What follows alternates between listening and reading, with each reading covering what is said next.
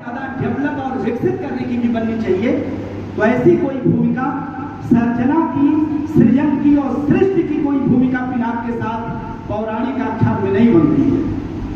लेकिन नहीं, उसी पिनाक का एक दूसरा अर्थ भी है।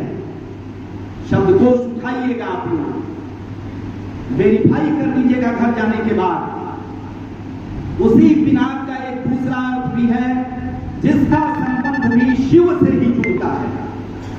रुद्र वीणा नाम के वाद्य यंत्र को के बारे में आपने सुना, जो ध्रुपद में इस्तेमाल करने वाला भारतीय वाद्य यंत्र है रुद्र वीणा।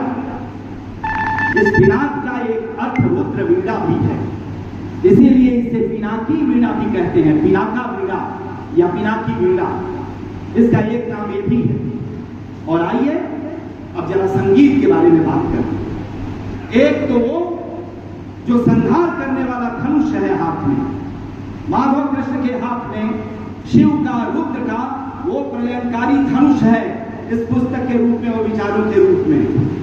लेकिन मैं जो सृजन वाले पक्ष के बारे में बता रहा था कि धनुष में सृजन का कौन सा पक्ष है, उसका पक्ष जुड़ता है रुद्र वीणा से और संगीत से जुड़ता है। और संगीत के बारे में आप कल्पना कीजिए कि एक कवि और लेखक से कैसे उसका संबंध जुड़ सकता है।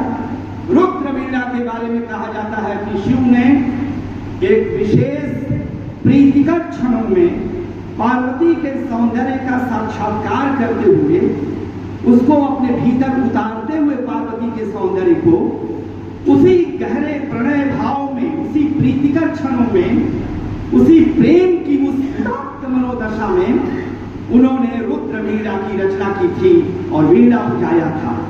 प्रेम का संगीत उसमें से निकला था। ये है। और इस तरह से जब मैं इस पिनाक को देखने और इसका भाष्य करने की कोशिश करता हूं तो मुझे यह एक ही साथ यह पुस्तक युद्ध भी नजर आती है और शांति भी नजर आती है। एक ही साथ यह पुस्तक मुझे अगर प्रतिरोध और विरोध नजर आती है तो दूसरी तरफ प्रेम की प्रस्तावना करती नजर आती है। एक ही साथ मुझे यह पुस्तक अगर विधि नजर आती है तो निषेध भी नजर आती है। एक ही साथ मुझे यह पुस्तक अगर विवाद नजर आती है तो उसी जगह संवाद भी नजर आती है। तो ये जो युद्ध और शांति है, यह जो प्रेम और प्रतिरोध है, यह जो विधि और निषेध है, यह जो संवाद और प्रतिवाद है, इसका बनने वाला जो एक भावात्मक और वैचारिक रसायन है, वो भावात्मक और वैचारिक रसायन इस पिनाक में है। इसलिए पिनाक को लेकर के और शीर्षक को लेकर के उठाया जाने वाला जो मेरा खुद का प्रश्न था, जिसके लिए मैंने आपके बीच में कहा था कि थोड़ा झटका लगा था कि इसकी एकायामी व्याख्या हो रही है और एक कवि और लेखक से तो इस बात की उसकी अपेक्षा की जाती है कि वो केवल विध्वंस नहीं करेगा बल्कि जो कमियां हैं उन कमियों को भी दूर करने की कोशिश करेगा। तो रुद्र वीणा का जो संदर्भ है वह रुद्र वीणा का संदर्भ संगीत का संदर्भ है। और आप जानते हैं कि संगीत हमेशा अपनी यात्रा में, अपनी ध्वनि की यात्रा में हमेशा संगीत एक सम की तलाश करता है। ध्वनियों के सारे आवर्त बनते हैं, ध्वनियों के सारे आरोह और अवरोह बनते हैं। आप किसी संगीतकार को देखिए, किसी गायक को देखिए कि वो आलाप लेता है, लेकिन उसका जो चरम लक्ष्य होता है, जहां पहुंच करके एक संगीतकार या एक गायक चुप हो जाता है या वाद्य यंत्र जहां शांत हो जाते हैं, वो एक समगति है। सारे छंद, लय, ताल एक सम बिंदु पर पहुंच करके समाप्त हो जाते हैं। यह जो समता है, यह समता, ये संगीत और ये सृजन की समता है और यह पिनाक उस समता तक लेकर के पहुंचने वाली पुस्तक है। तो ये विरोध भी है और साथ ही साथ एक सृजन का ये विध्वंस भी है और एक सृजन की प्रस्तावना भी है। लेकिन मैं इन विषयों पर बातचीत करते हुए कहना चाहूंगा, मैं कह चुका हूं कि माधव कृष्ण जी, आपका अध्ययन बहुत गहरा है और बहुत विशाल है।